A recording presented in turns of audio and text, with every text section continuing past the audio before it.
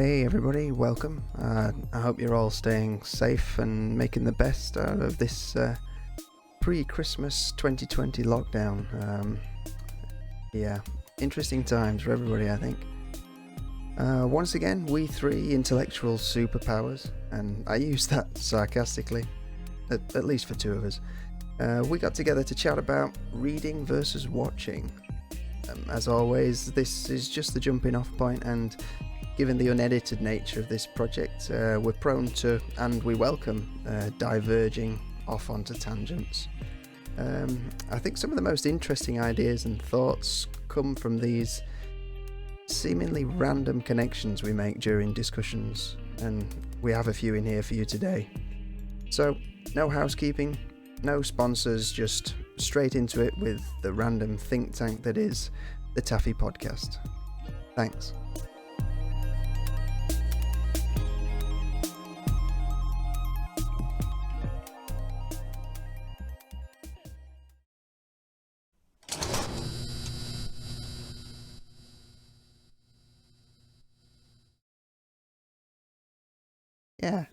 Yeah, that's on. Yeah, that was well worth waiting for. Well, thank you for that wonderful intro that I've not heard yet. It was Well, truly remarkable. I can't get the intro to play the audio down the I just don't think you're trying hard. Hey, I don't think there was one. You just did a little dance for us. There was no music. It's just a ploy to get you two to be quiet for just 6 seconds. Like, good grief. 6 seconds of peace Man, while I you feel watch like this dance I've worked on all day. It's been choreographed and everything. Spoken like somebody that really hates furlough. Oh, sorry, hates other people on furloughed. Not that I'm furloughed, but you know, it's like, oh, all he's been doing all day is working on this dance, and that You was have it. to have a job to be furloughed. You had me at hates other people. So, let's try and circle back to the actual subject matter. Reading versus watching. It's as vague as that. And then before I press record, Rye was talking about it depends on what the subject matter is. Yeah, I think it really does. Like, some things work better in a visual manner. Like mime written down, pretty terrible. This is a book of mime. I've got it here. For those listening at home, Matthew just opened a book in mime. Oh, just let me consult my little book of mime. So, well, when we Good visual humour. yeah, for a podcast. We're not professional at this. We're still learning, so I'm sure the non-existent audience will forgive us a little bit.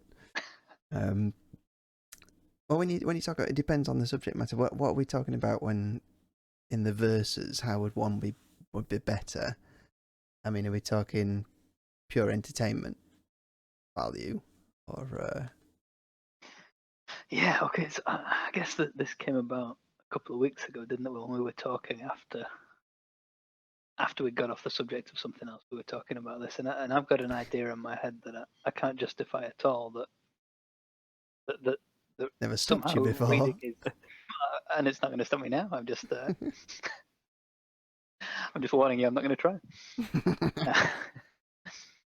I feel that somehow reading is better than watching something on the telly. For example, it's really vague. So like, if you get into the detail, I mean, some things just work better, don't they? I mean, some things are better to watch, some things are better to listen to, some things are better to read. But is there a kind of hierarchy that one is in some way better? We've got to define better somehow, but I don't know how. Yeah, I think it feels like reading is classier. It feels, and I don't know whether that's just kind of a nostalgic thing, you know, in that. Is it some kind of intellectual snobbery or some kind of nostalgia, or what is you it? can't passively read a book. Like if you're reading a book, you have to sit and look at the pages and take in what is being said and everything. Whereas a TV show, a film, you can half-ass it. You can kind of just do something else while you're watching it. So there is a commitment sort of thing to it there. Whereas I'm going to read this book. Whereas with a TV show, you could read a book while you're watching a TV show if you really wanted to. You can cook dinner while watching a film. But it's quite hard to cook and read a book, unless it's a cookbook, obviously. But again, you're not constantly reading that. You read a section, then you go start doing the thing that it tells you to do. Is it because that like watching a TV show or something like that is passive? Then it's just consuming. Well, it's not necessarily passive. Like you can watch it in an active manner. You can sit and not do anything else but watch this thing, and try and take in every little detail. Try and analyze why the characters are doing what they're doing, why the producers, directors, whatever, decided on doing it this way rather than that way.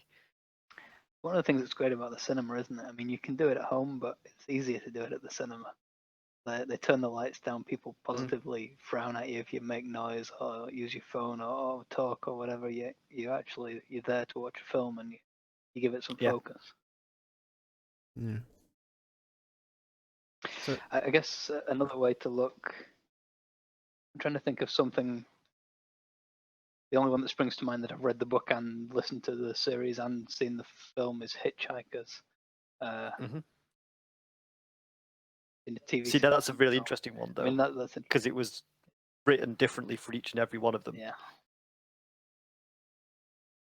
Like there was an active decision there that this is not going to be the same thing. And I heard the radio series before I read the book that I read before I saw the TV series that I saw before I saw the film, and I'm sure that has an impact on the order that I prefer them in. But I think that is the correct publication timeline. The radio series was first, then the book, then the TV series, then the film. Yeah, it's slightly coincidental. Apart from the film, all of the others were, I think, out and done before I watched or read any of them. Yeah, quite possibly. Before you were old enough to be able to. Yeah. Yeah. But I'm struggling to think of any books and films where I've read the book and preferred the film. In fact, I can't off the top of my head think of any. the ones that come to mind for me are like the Dan Brown, Angels and Demons and kind of stuff. Da Vinci Code. That's the one, yeah. Although they're the other way around in the books. Like Angels and Demons comes first, I think. Yes. And Da Vinci Code's a second. long time since I read them. Yeah. But I think I don't know. I saw the films first, then I read the books, so I kind of knew what was coming. There's just more, like, there's obviously more breadth in the book than in the film that they can get across. But I don't know if it would be better. And you get more hours. I don't know. I think I like them for different reasons. I think I like the book because, you know, you get many hours of entertainment out of the book, even if you know the ending and the twist and what have you. You get many hours of entertainment out of it, and it's interesting because it's a slower pace, isn't it? So you linger with the characters a bit more, and you can see the decisions and then the thoughts that they're trying to have, and this, that, and the other. When it's just the film's motive is to like bring you along for the thrill. The book can slow down a bit more, I think, in places and take its time, so that's quite good. But the films I quite liked. I liked the Angels and Demons and the Da Vinci Code just for like the cinematic way that they do that. I thought that was quite good. But then the counter to that one is the other one, that Inferno. I think that's like a third one. I don't know if I've read or seen either of those.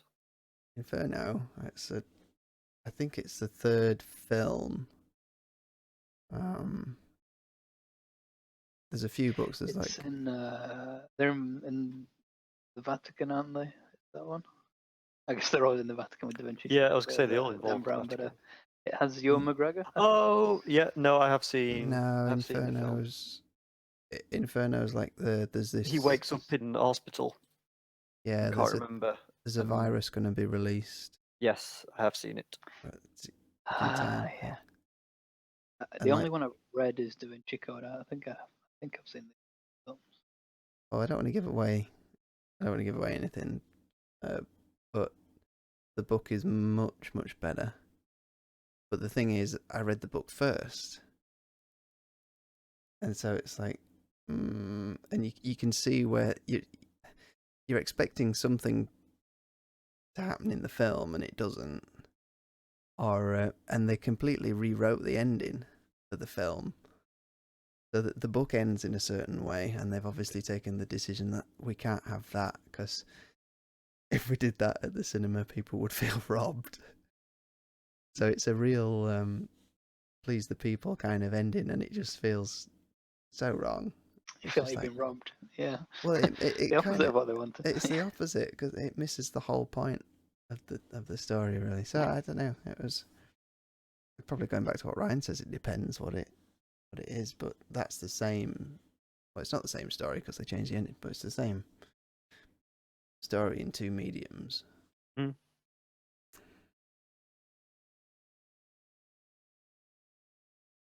I don't know.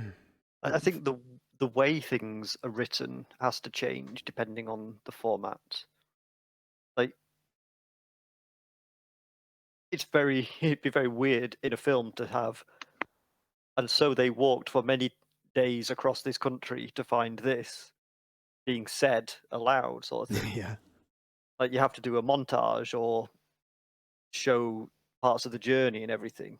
Whereas in a book, you can write about every little adventure that they have along the way. Whereas in a film, that's a lot of exposition to go into about their journey. Yeah. Yeah, you've limited with the time constraint in a film, audience attention span. Yeah, that's the thing. Like, it's a lot easier to read a chapter of a book at a time than it is to watch 20 minutes of a film. I suppose TV series.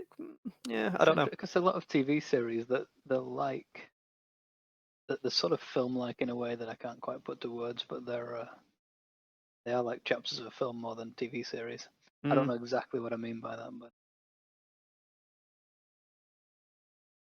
but there's been a trend with the TV series. Well, you say TV series, but like Amazon originals or like Netflix stuff. Yeah. They're very, very cinematic in the way that they're shot now. They've got all of the like look and feel and like camera moves and budget that a film would have. And I think that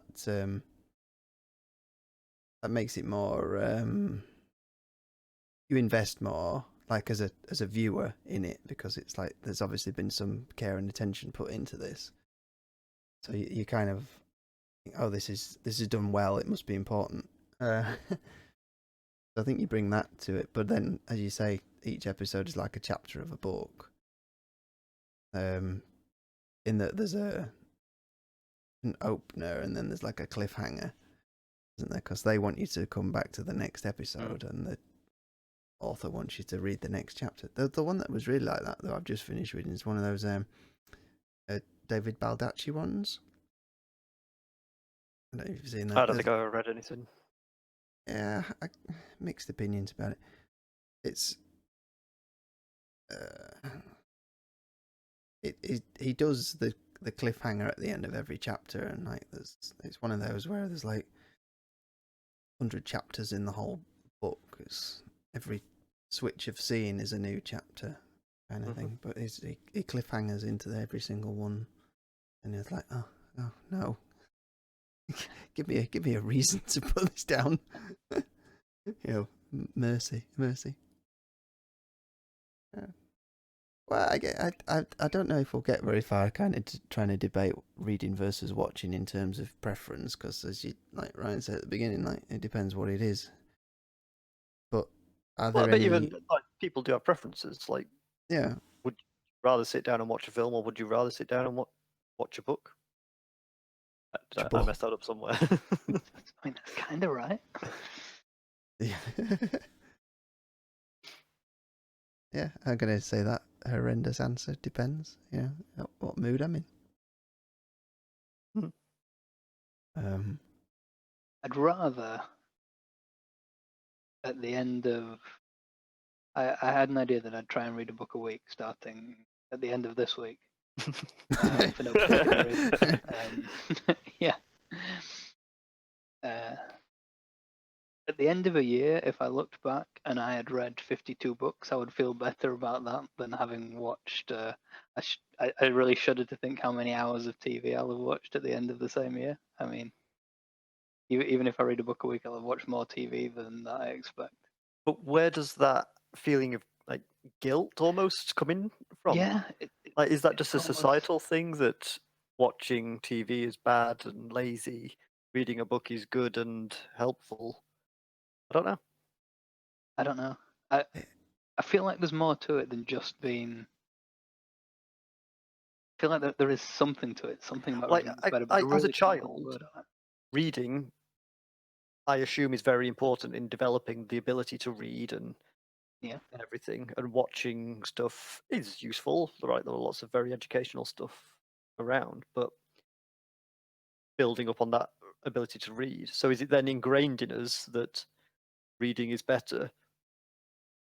Like, if a child is going to sit and read a book for 3 hours every evening, as a parent, you'd be delighted, I assume, that they're not sat in front of the TV for 3 hours. Yeah, maybe it is something about that. It's kind of an active participation. You're really involved in it. But then I've seen people's arguments that reading fiction is a waste of time when you could be reading. Was that me? No, I don't think it was you. No, it's like is reading fiction a waste of time? Like when you could be reading, well, non-fiction, like something How-tos and educational factual, and yeah, something historical. I've felt like that before because there's so much interesting stuff that's also true and is well written that you probably could live a lifetime reading only non-fiction and enjoy it. But there's something about maybe having like a shared culture and reading the sort of classic books that's sort of in my mind at the minute. I'm interested to read it. I didn't like to read at all as a child, but now I really like to read. So I haven't read a lot of the books that seemingly almost everyone's read. Yeah. And I'm quite interested to read them. Just I don't know why. This is my social media.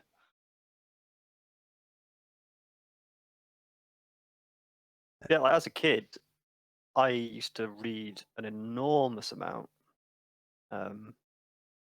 And I've read less and less over the past 10 years. I can't decide if I'm unhappy about that or not. Like, I read a lot of books, like very few of the classics, but a lot of books.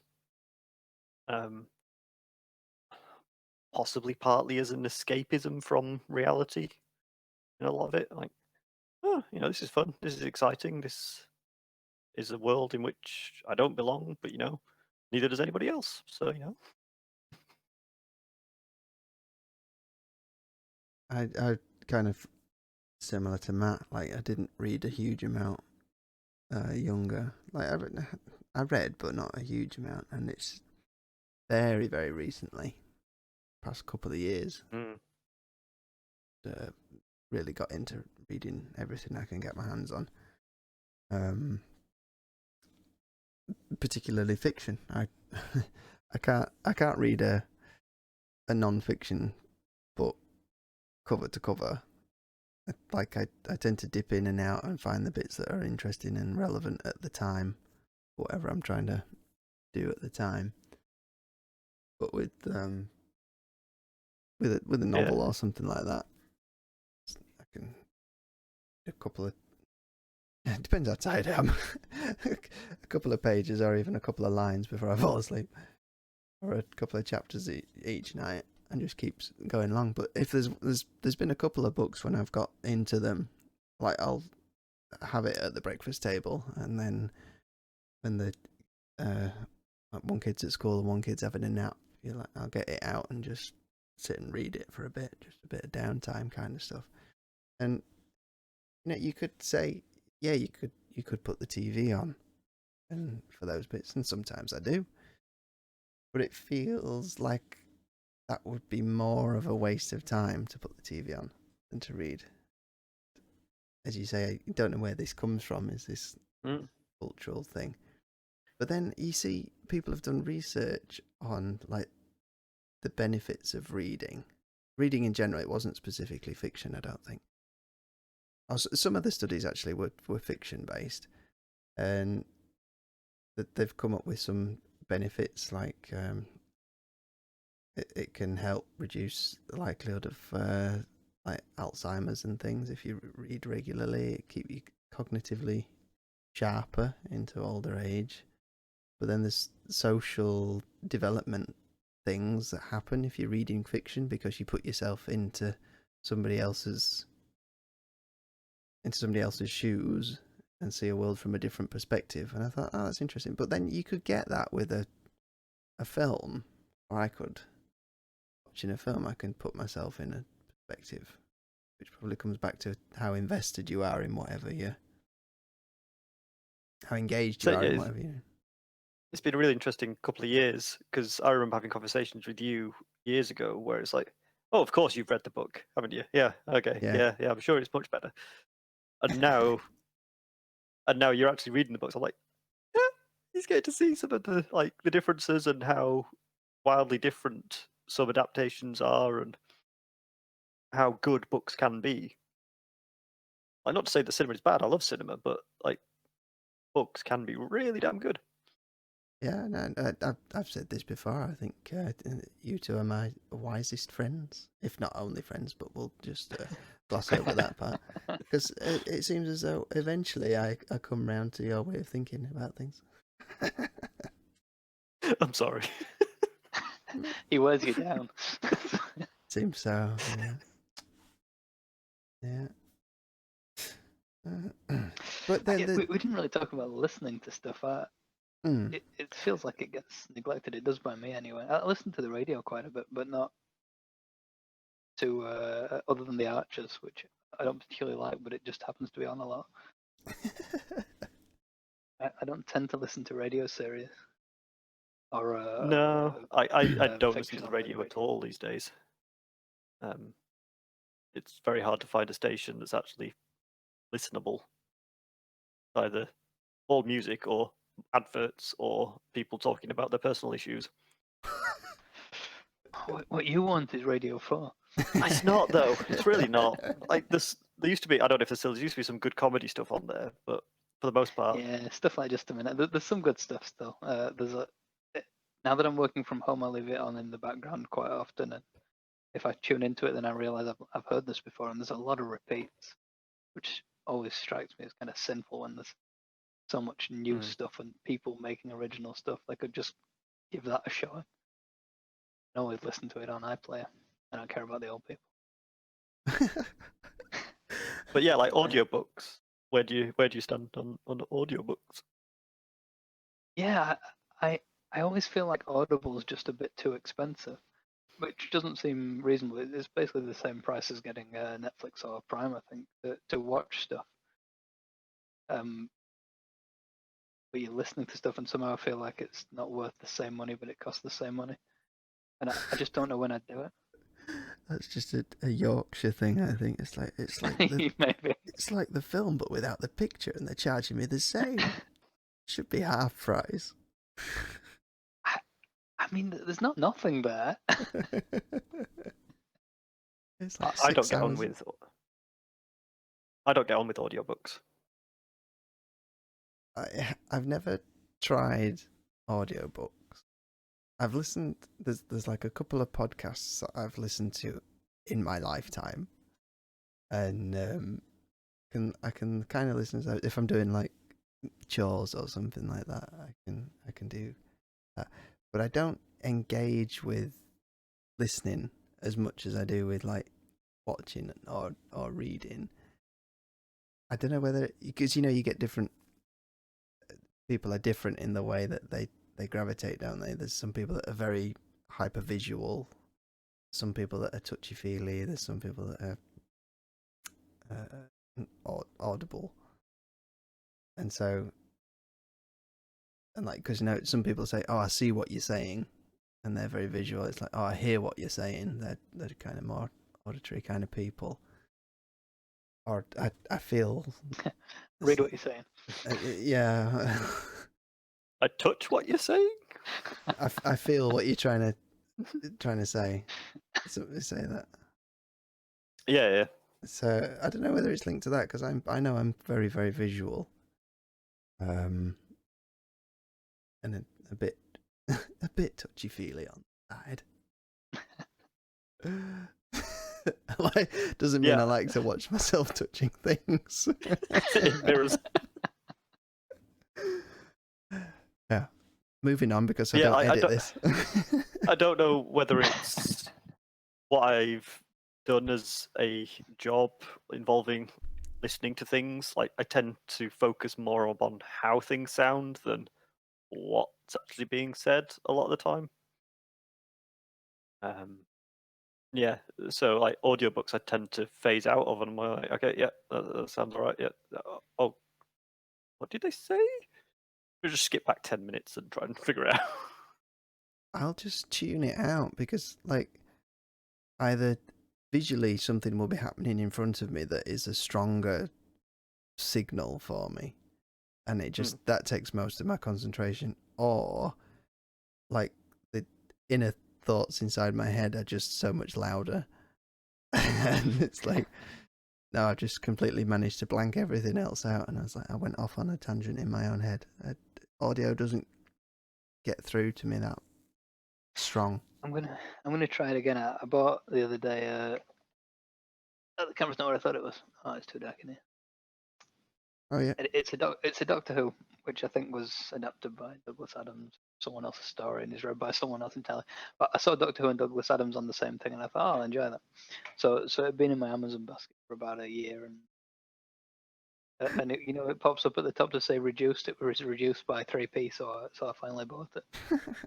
And I've started it maybe 3 times in the last week, and I've not listened to any of it yet. I couldn't tell you what it's about. I've listened to maybe the first 10 minutes 3 times, and I could not have a clue what it's about. I just totally tuned out every time. So this is an audiobook, is it? yeah, I'm gonna try. Yeah. Yeah. I'm gonna persevere and try again. But yeah, same for me. I've never really got into them. When I was a kid, I used to listen to when I went to bed. Sometimes I'd listen to cassette tapes of stories, but that was a while ago. And then it was dark, and I was like lying in bed, so there was less distractions. Yeah.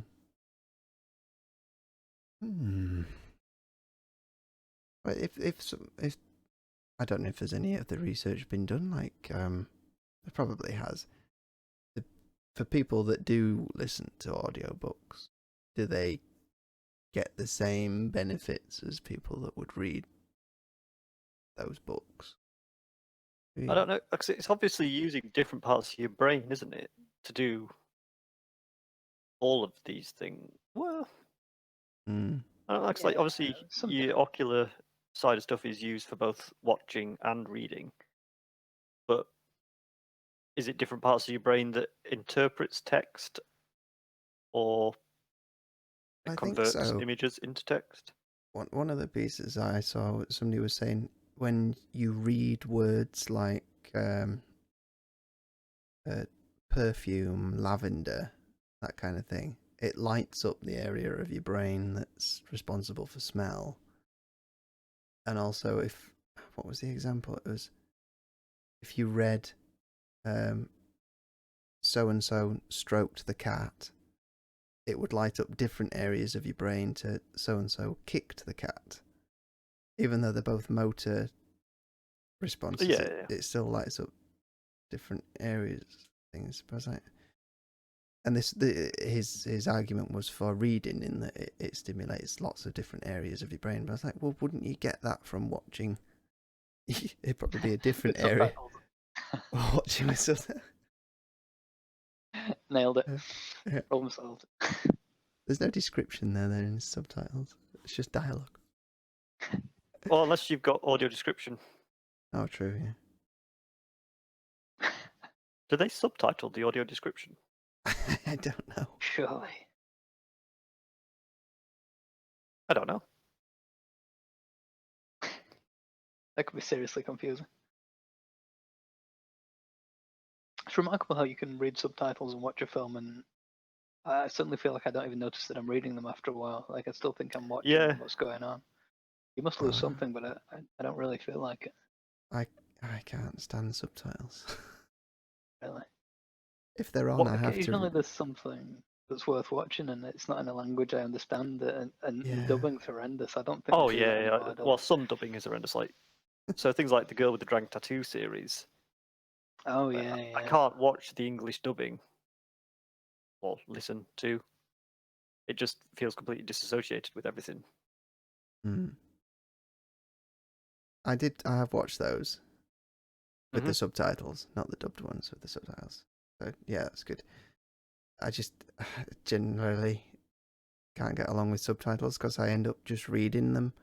Like I can't look at the picture, and I feel I'm missing a lot of information because I'm just busy reading the thing at the bottom rather than watching the. Like, this isn't a slight at all, but like, is it a speed thing? Like, No, it's. I think from what you were saying when you were listening to audio, you're noticing. I was gonna say you do like the cinematic Yeah. stuff and looking at it and appreciating it more than me. So you'll notice like, oh, they've used that kind of microphone and it's in a bit of a room and they've done this, that, and the other, which just passed me by. But like visually, I notice like they've framed this a particular way. The camera's moving this way. They've gone from a wide to a close to pushing in, and it's doing this, and I like noticing all that. I can't help noticing all that. So when the subtitles are on, I can't do any of that. I was like, I'm missing 90% of the film here. Yeah. I do read quite slow, apparently. Or Mrs. reads very fast. But I suppose she spends quite a lot of her life reading stuff. I mean, at work. Yeah. Yeah. So. Reading versus watching versus listening. I've got a book that I've started but not finished, called something like "The Medium is the Message," and I'm not going to try and summarize it because I only started it and didn't finish it, and that was quite a long time ago. But I think the gist of it is that what you take from a thing is really tied to how it's presented. So something like a tweet, for example, it can only convey certain types of information. I don't think I'm describing it well. I'm not quite sure how to get to the. I'm not quite sure how to put into words the idea that I have in my head, which is not ideal for a podcast. So would it be better if we did an artistic impression and drew this?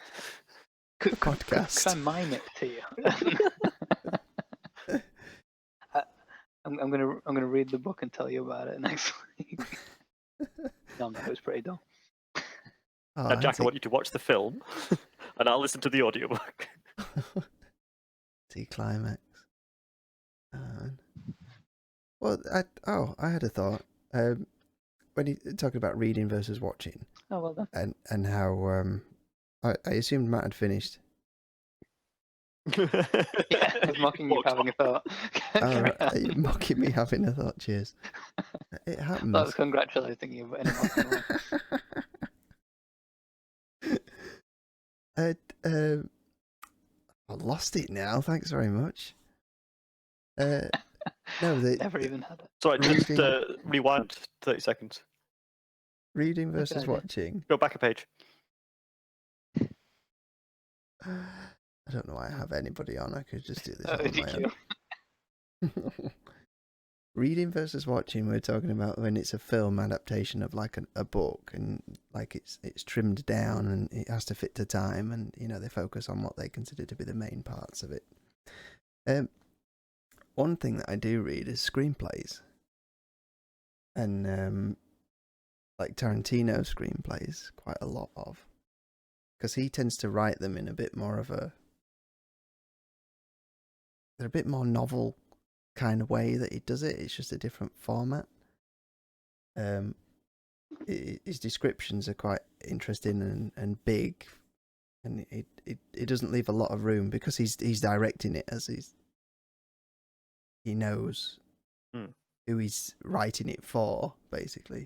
So if you're a normal screenwriter, you'd want to leave a bit of the creative interpretation up to the other people in the team further down the line, but he knows what he wants. And so reading those is interesting because they're very, very close to the film. So I wonder if there's any, because then if you tested that, you could have, it's the same story, same characters, it's the same duration, all the imagery kind of is there. Is there a benefit of reading it versus watching it? So one thing with reading is everybody comes up with their own version of what things look like, how people sound, or whatever in their heads. And it's unlikely two people will have an absolutely identical version of the characters in it. So even if you describe this person as tall, bearded, with a shabby coat, and whatever, two different people will think of two different looking characters. Yeah. Whereas in a film or anything visual, like that is the definitive look of this thing. Like nobody can interpret it in any other way. Yeah. So reading the screenplay, everybody has their own input into it in terms of how the characters look and sound. Even if they said this one has a Japanese accent, this one has an Australian accent, each person will hear that slightly differently in their heads. Yeah. So I suppose you're more of an integral part in the storytelling when you read stuff, whereas in a film, it's just presented to you. Obviously, you're free to interpret their motives and whatever in your own way, but you get still none get of the that. creative input into. Yeah. I mean, with the screen, you'd still get that trying to interpret their motives and what they're thinking and stuff. You'd get that, I think, with both of them anyway. But yeah, I see what you're saying. Yeah. Like, yeah, you feel more involved. It kind of goes back to what I was saying at the beginning. Is it more passive watching versus reading? I don't know. Maybe that's where there's some. But then you can do interesting things in films that you can't do in a book. So you can have hidden clues on screen that aren't your attention isn't directed towards, but is there in the background, hinting at the possibilities of what might be happening in the film. But you can't do that in a book. You can't say, "Oh, and there was a blood-covered knife in the corner of the room which nobody saw." Yeah. Because that kind of gives it all away. But in a film, you could hide that in the corner of a frame somewhere. Yeah, that's a good point. I was thinking earlier how in film and TV it's sometimes tedious that whenever you see something, you know it's for a reason that it's going to come in later. I mean, it's so predictable. But yeah, there is the other side of it that you can not show things so obviously. And I was thinking about Watchmen. I don't know if you've seen it, but there's a guy Film. Rorschach in it, and if you watch it the first time, you don't know, but if you watch it the second time, then he's in it throughout the film without his mask on, and you don't know it's him until quite late on in the film. I think you don't see him without his mask. the first time through, you don't see it. The second time through, you see it. But that's quite interesting. It's something that's there all the way through in the film, and Yeah. you could know that without seeing it through a second time. That's maybe Yeah. never read a graphic novel. I might read V for Vendetta. I really like that film. It's very, very So good, it's the graphic novel. I've never read a graphic novel. It's on this year's list of 52. In fact, so far I've just thought of writing a list, so it's the only one on this year's list. You just have to read it 52 times, isn't it? Yeah. My sister's bought me a thing that's I get a book a month. Okay. So I don't know what they are. You fill in some questions about what kind of things you like and what books you've read, and they send you a book a month. Cool. So I've got the first one, but it's still wrapped up. So I'm going to read that. I'll be the first, and then I'll order V for Vendetta. Maybe I'll read the stupid book about the understanding media. Bit of a 400 pages of. I seem to remember. Well, I got to page 40 apparently, so I'm 10% of the way through, but I'll have to start again because I don't remember it.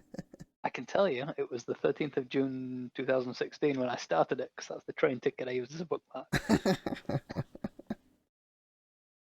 Nice. Fight Club. That's one of the films that I'm trying to remember. Where the second time through, when you watch it, Spoilers.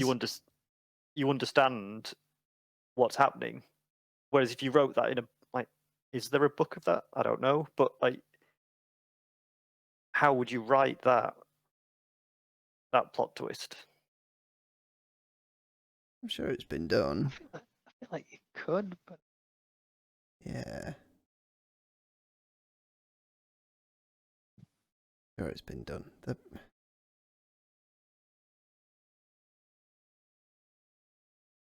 There's interesting little ways of doing things. Like, since I've been writing, it's been interesting to find out, because I'm part of a writers group, and like we kind of submit stuff every 2 weeks, 3 weeks, and everybody reads everybody's stuff, and then everybody critiques it, and you get to sit there for 2 minutes while people bash what you spent a fortnight doing. And one of the guys in it, his stuff's very good. It reads like a proper novel, his stuff, so it's interesting. And one of his pet peeves is when people write it like it's a film. And so one of the recent ones, another guy had submitted something, and he's got this scene in it where there's a woman on the phone to a dad, and he's written it like she's on the phone. She's like, "Dad, no, stop!" And he's obviously saying something, and we can't hear it. And then she's saying something, trying to get him to stop saying again. And he says, "That I hate it when people do that." He says, because it's like a movie. Because in the scene, you're in her head, like she is your point of view, and yet we're not being shown what she can hear. That you've done it like a film. And he says he really hates that. And I was like, I never thought of it like that, because I read it like that and I saw it as like a film, but I never twigged that, oh, you're in her point of view. yeah, because I normally feel you're like a third person witnessing, not rather than embodying. Yeah, that's interesting. because that's the thing with written, you've got more control over the point of view, and there's so many different choices of it. I mean, I think there's a limit to what a viewing audience would take. There's a film. It's shot like a computer game, like a first-person shooter computer game. Doom. Sorry? Doom with The Rock and Carl Urban. That wasn't. It might be. No, That might it's have done it as well. It wasn't the one I was thinking of. There's. He starts off by like parachuting down. Yeah. You can just see his arms. Yeah, I've seen the trailer. I thought it was interesting, but I don't think I could stand to watch it. that was kind of the reviews that came out of people that have watched it. They thought, oh, it's interesting, but my goodness, for people that don't play video games or first-person shooter kind of games, they were like, I was feeling sick and dizzy, and like, so you could do that kind of thing for a little bit amount of time. For a whole film is difficult. I don't know. I suppose. It was recently. It was the last year or two. You're looking for it. What's Wreck-It Ralph? Is that a thing? Wreck-It Ralph. It's a Yeah. cartoon. That's animated. Heard of that? I think it's somebody's name. Can't remember. Yeah. When you say it, I'll know. I'll know it. Hardcore Henry? Yes. Yeah. That's it. I assume that's not. Is that PG? It's a Russian film. Wikipedia doesn't have a rating. Don't type it into Google. No, just following the IMDb link. It is an 18. But yes, there is a picture of the poster where he's in the sky. Okay. It's probably that then. I was trying to think if there's a film that's coming out that is also a book, just to kind of wrap this whole thing up of coming to a conclusion of would you prefer to watch it or read it first? I'm gonna have to put some thinking music on the podcast. I'm gonna need a little button down here that's like Do a little countdown. people are thinking. We will be back to you shortly. I can see The Martian from here. I didn't watch it very recently, but I have seen the film and read the book. Yeah. I preferred the book, but Well, there's just more detail in the book. Yeah. Do you tend to, if you watch something first and then read the book, do you prefer the film? And if you read something first and then watch it, do you prefer the book? I'm struggling to think of many times when I've watched something and then read the book. The only thing that I can think of that's similar is when I hear a cover version of a song. I don't know it's a cover version, and that's like the first version of that song that I hear. That is like my preferred version. Like, invariably, it's my preferred version. There's a few exceptions, but House of the Rising Sun by Muse. Muse. Much prefer it to the original. I can't think of the Muse version. It's like the original, but Muse-ish. Yeah. Although one I've heard recently is, the Immigrant song, Led Zeppelin. Yep. I heard the Trent Reznor version for the Girl with the Dragon Tattoo opening titles. Like, that's pretty. It's very similar, but it's just Trent Reznor'd up. So, I like this one. Yeah, have that. I read Do Androids Dream of Electric Sheep? Interesting. I really liked the film, but it depends. The director's cut of the film has entirely the wrong conclusion. So and that's the version I seem to have on Blu-ray, even though it's not the version I saw first of the film, and I dislike the version that I own. And the book agrees with me, so I prefer the book on those grounds, but they're pretty different. Is that a Philip K. Dick one? Yep. Yeah. The Man in the High Castle. I read that after watching the Amazon series. I think maybe I preferred at least the first series. I think I have seen the next series or two probably, but I don't think I enjoyed them so much. They were pretty different to the book, almost unrecognizable, I think. See, that's one that I've not watched and purposefully not watched because I think I'm interested in the book. I don't think I've read any Philip K. Dick stuff, and I wanted to. I want to. In fact, Dick. Yeah. in fact, the other day I watched Minority Report, and Okay. I was like, oh, this is quite cool. And then at the end, I didn't realise it says at the end, based on the book by Philip. And I was like, oh, maybe I really should. Based on a short story by him, actually, I think it is. It's not a full book. I'd be interested, and I like short stories, so I might try and find it. Have you read short any stories. Asimov?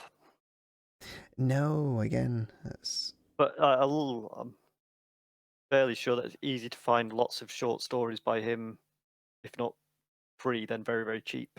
Yeah. It's the thing, there's sci-fi stuff that I do like. I just don't naturally gravitate to it in books, and I don't know why. I've got a compilation of Harlan Ellison short stories, and he's heavy sci-fi horror kind of stuff, and that was good. It's just if I'm in the bookshop back in the day, I could walk into a bookshop. I'll be on the like crime and thriller shelves. Mm. I like these. The smart thinking popular science section of Waterstones, yeah. Oh, sometimes I like to be a bit dangerous and go to look at the self-help books, just to see what the promises are, and then back away. No.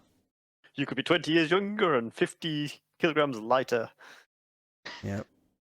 If only you knew this one secret. Yeah. Should be a short book, right? Books are often too long.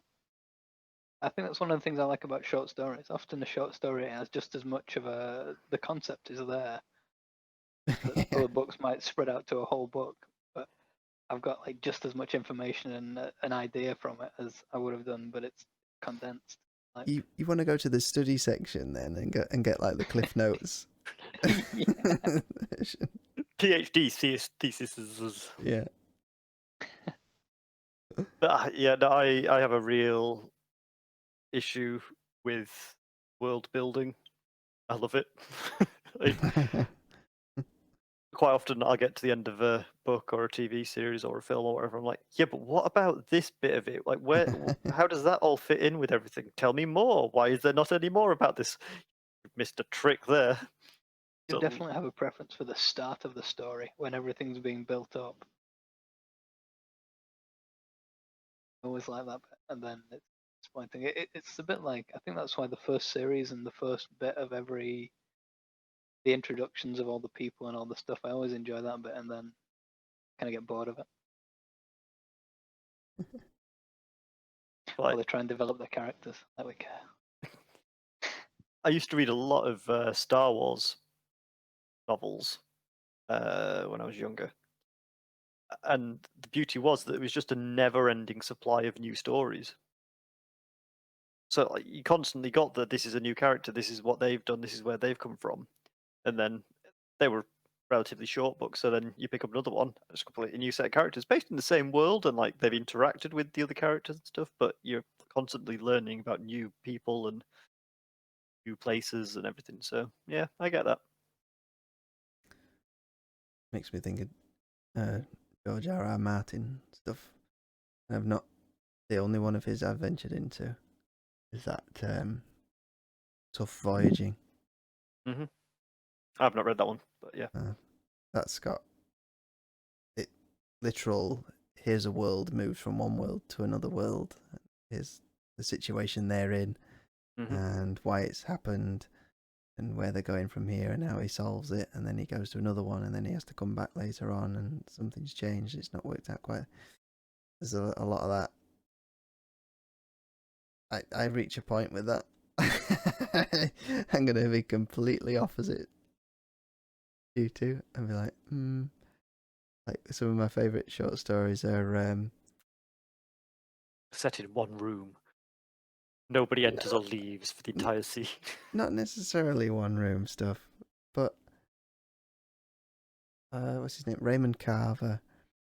he does like the real, very real worldy, kind of human condition kind of short stories. So he puts in a bit of description, so he sets the scene and you know where you are, and he describes things along the way, so you're still in the scene. But the majority of it is about like the characters interacting, and I really like that kind of stuff. And in fact, I'm trying to emulate him at the moment, writing stuff, and I bump up against this other chap in the writers group who obviously likes his fantasy world building descriptions, and so I say to him, I was like, I don't need this much detail. And then he says to me, I need more detail. You know what I mean? I was like, I don't know where I am. I'm in a white room. Like, what is it? And like one of the pieces he did, I mean, he's very good. It's enjoyable stuff. It's just I think there's too much, and like he's describing this like warrior, the way he looks, and the kind of all the stuff he's got on, even down to the handle of his axe, which is carved ornately with, and it's a hardwood handle. It's not just he's got an axe. It's nth degree stuff, which not my cup of tea. But... Yeah, no, I can understand that, having worked with you. But like, it was fine. It's like, about like, to get personal, everybody. Well, that's like, here's what I want to do. Like, here's the vision that I have. Try and make it work. Like, you sort out all the fine detail stuff. The whips come out. Tell me about it. Like, I want to plug this into this. I'm sure it's possible. Could you figure out the detail section of it?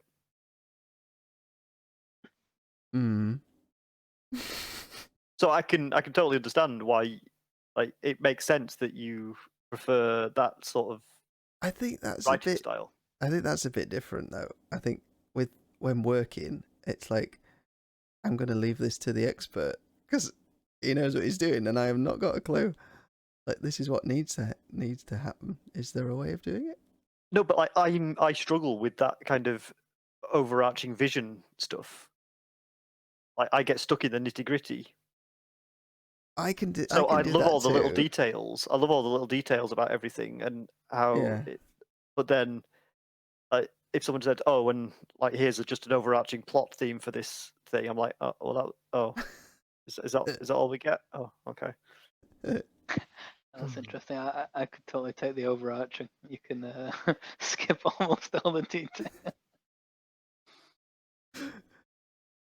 I think we should try and summarize a film in that could be the 100-word version of the film for Matt. Like, pick a film. 100 words is a lot of words for any film. For a 2-hour. Yeah. It's not for a film. You normally work on about 100 pages for a screenplay. So 1 word per page. It's great.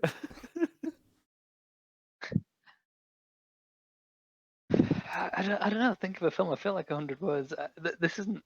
Was this a dialogue? I thought you meant to describe the entire plot in 100 words. I feel like that's totally achievable. Yeah, you want the elevator pitch for the film. Yeah. Not a trilogy. No, that's a bit harsh. Something iconic then that we all know. Indiana Jones. First one. It doesn't matter what Indy does. It happens anyway. What? Yeah. Like, nothing Indy does affects the outcome. I love those films, but nothing he does actually affects the outcome. I can describe that in 3 characters. It's N and 0P. It's a no-op. Indiana Jones is not significant. The whole thing's just gone.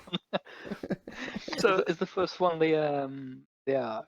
Raiders of the Lost Ark. Yeah. So No, they end up opening the ark one, at the end anyway, and like it happens. Oh yeah, Raiders of the Lost Ark. Yeah, that's the first. Like, he's just constantly just following this arc around in new and mysterious ways. But that's the thing in And then character arcs, though. It's like the character gets what they need, not what they want. It's the whole thing. They might not know they need it. I'm not sure what he gets at the end. Well, I mean, he gets to put the Ark into deep storage, not a government facility. Wait a minute, He beats his nemesis, doesn't he? Oh no, is that which the Last Crusade that I'm thinking? No, that is Raiders of the Lost Ark, isn't he? Yeah, he beats his nemesis. Is it? He takes the cross off him in the beginning. Is it that guy that he's kind of competing with and losing little to throw statue. out, but then at the end, the cross ones is Last Crusade. Last Crusade. There's a lie because there's a fourth film, allegedly. Is there a fifth? Maybe there's Crystal Skulls, isn't there? Is there another? Probably eventually. Try a surprise. Yeah, I've not watched that for so long. No, the first one's with the French guy and the little gold statue with the rolling ball behind him. Oh yeah. And the French guy's in Hot Fuzz because he's not French. Watched Hot Fuzz the other day. Just living the furloughed life, Matt. Living the furloughed life. Well, I think we may have exhausted this one. We've just ticked over the hour mark, and we've come to multiple conclusions. So now we should type all this up and see how long it takes someone to read and whether they get any more out of it than they did listening to it. You could I'm not sure what they definitely get skim out read of it and That'll be. There would have to be something to get out of it in the first place for it to be a valid test, I think. Yep. We need to restate our values for this podcast. The idea is to do something that we like to talk about, and pretty much to hell with if anyone wants to listen to it or not. That was kind of the thing. But we could be world famous and not even know it because we don't even know where this is being uploaded. No, you don't. Yep, it's actually been sold. The movie rights. I've sold the movie right. So yeah, the conclusion is if you like reading it, read it. If you want to watch it, watch it. We don't know. If it's a movie, watch it. If it's a book, read it. Yeah, if it's both. We're all fairly ambivalent about audiobooks. Yeah. This podcast is sponsored by Not Audible. And probably they just should cost half the price because you're only getting the words and not the pictures. You don't even get a piece of paper with them. I could just see him phoning the Audible support line. It's like, yeah, but every single week, it's like, yeah, you're still charging me full price for a film that's only got the audio. It's like Netflix being on mute. I'd want my money back. I watch Netflix with the subtitles on just to get my money's worth. Audio description, subtitles, everything. Signage. That's what you call sign language. Director's commentary as well. Okie dokie. Well, call that one to a close. I'll do an official summing up thing later without you two trying to distract me. So. We are the content, not you. You're just the guy that dances at the start. No one's ever going to see that other than you two. That's just recording. Yeah, that's just the perks that you two get for being contributors. You get the dance.